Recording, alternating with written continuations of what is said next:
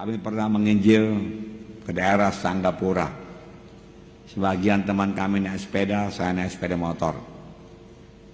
Saudaraku, sampai di Simpang, rombongan kami bagi 3. Tempat kami berhenti itu pohon beringin. Saudara, kami pun pergi dengan wanti-wanti jangan terlalu lama. Jam 9:30 kita semua mesti sampai kembali di sini. Saudara, saya pun berusaha dan saya lebih cepat selesai. Dan jam 10 saya sudah sampai pada tempat itu. 2 rombongan lagi belum. Tiba-tiba datang lagi 1 rombongan. Saudaraku, saya katakan saja namanya si Jet. Nah, saudaraku, dia pakai sepeda model lama. Saudaraku, jadi stangnya itu begini, saudaraku, ke belakang. Dan di stangnya itu, saudaraku, ditaruhnya ada pisau, ada obeng lah, ada sabit lah, saudaraku. Ya, semua ada di situ, saudaraku. Ada besi, saudaraku. Ya. Untuk apa ini semua? Ini Pak, ini pohon trep ini katanya. Saya nggak tahu entah pohon trep dalam bahasa Karo pohon beringin, nggak tahu saya. Ada penunggunya ini, dia katakan. Jadi mesti lengkap senjata kita. Oh ya, saya katakan. Udah pernah lihat, saya katakan. Belum Pak, saya katakan. Tapi orang bilang ada. Karena saya berjaga-jaga. Nah, satu buah senjata itu takkan ditakutinya, saya katakan. Ya, dia hanya takut kepada ada tertulis. Dia hanya takut kepada firman Tuhan yang diurapi Roh Kudus. Dia takut kepada nama Yesus. Dia takut kepada darah Yesus, saya katakan. Dan lebih lama saya jalan dari kampung ke kampung naik sepeda motor, belum pernah dia bisa mengganggu kami. Saya katakan. Tidak bisa memang. Karena kami berangkat dalam nama Yesus, kami dibungkus dengan darah Yesus yang berkuasa. Ya, kami mengusir setan dalam nama Yesus. Penuh dengan Roh Kudus. Dia tidak bisa berbuat apa-apa. Haleluya. Saudara mengucapkan firman Tuhan sama sebagaimana Tuhan mengucapkan ada tertulis, dia mesti mundur. Dia tidak tahan. Kemanapun saudara di dunia ini saudara miliki ada tertulis firman Tuhan, maka setan manapun di dunia ini tidak bisa menjamah saudara. Siang dan malam. Pada mulanya adalah firman. Firman itu bersama-sama dengan Allah. Firman itu Allah. Jadi bagi firman Tuhan tidak ada yang mustahil. Oleh sebab itu kayalah dengan firman Tuhan. Bagi saudara juga tidak ada yang mustahil. Karena firman itu Tuhan. Dia tidak bisa tahan. Maka saudara harus kaya firman Tuhan. Ucapkan firman Tuhan. Lawan setan dengan mengucapkan firman Tuhan. Jangan pergi setan. Jangan begitu saja. Saya usir engkau. Ada tertulis setan. Aku punya kuasa atasmu. Aku bisa mengusir engkau dalam nama Yesus. Dan engkau mesti tunduk. Pergi dalam nama Yesus. Saya anak Tuhan. Engkau tidak bisa menjamah saya. Saya bersalut dengan darah Yesus. Apa yang dia janjikan pasti dia genapkan. Ya. Manalah dia buktinya? Tuhan bukan manusia. Ada tertulis Tuhan bukan manusia. Jadi dia berjanji dan tidak menepatinya. Dia mengucapkan sesuatu dan tidak menepatinya. Ya pasti menepatinya. Haleluya. Ya. Tuhan Yesus pun datang ke dunia ini, saudaraku, dan melucuti setan. Sekarang setan tidak punya senjata. Hanya senjata penipuan-penipuan. Senjata gertakan-gertakan saja, saudara. Jangan takut. Amin, saudara. Bukankah sampai sekarang, saudaraku, setan mengatakan dosa itu enak. Dia tidak menenangkan akibat dosa itu berat. Tidak bisa berdoa, tidak bisa melayani, tidak hidup firman Tuhan, saudaraku. Tidak bersekutu dengan Tuhan, tidak ada urapan, saudaraku. Saudara merusak pelayanan, saudaraku. Kalau saudara melayani dengan dosa dalam hati saudara, dosa itu merembet, saudaraku, kepada jemaat. Saudara tidak buang cepat-cepat, saudaraku, dan saudara melayani, itu akan merembet kepada jiwa-jiwa. Kasihan jiwa-jiwa, saudaraku. Karena saya penuh Roh Kudus merembet kepada saudara. Nah, saudara penuh dengan Roh Kudus, saudaraku. Saya jaga diri saya. Penuhilah hatimu dengan firman Tuhan. Renungkanlah itu siang dan malam, dan bertindak hati-hati sesuai dengan yang tertulis dalamnya. Maka dengan demikian kau akan berhasil, perjalanan akan beruntung. Saudara, setan mengatakan, engkau akan tetap miskin, orang tuamu miskin, engkau akan miskin. Engkau akan miskin terus, itu tipuan setan. Engkau tidak ada pekerjaan, itu tipuan setan. Percaya kepada Tuhan terus.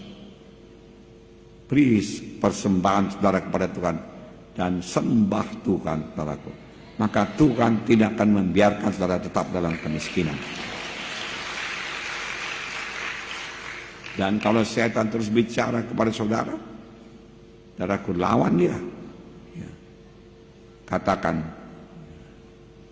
Yesus datang supaya aku beroleh hidup yang berkelimpahan.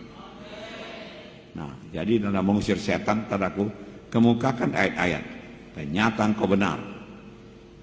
Oleh sebab itu saudara harus berisi banyak ayat, berisi penuh dengan firman Tuhan. Makanya firman Tuhan berkata, renungkan firman Tuhan siang dan malam. Dan tiap kali setan menyerang, ada firman Tuhan dalam hati saudara.